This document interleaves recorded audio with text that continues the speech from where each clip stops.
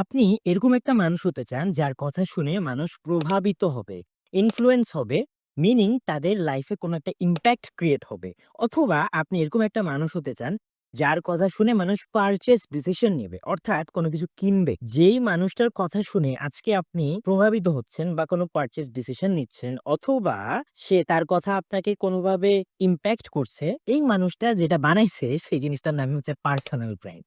আজকে আমরা জানবো what is personal brand. So personal brand is basically আপনার ব্যক্তিগত ব্র্যান্ড মিনিং হচ্ছে আপনি একজন ব্যক্তি, আপনি একজন person.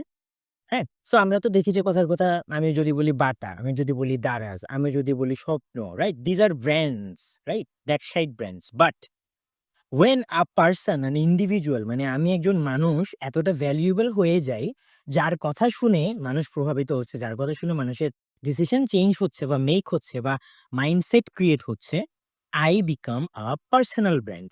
So that is personal brand.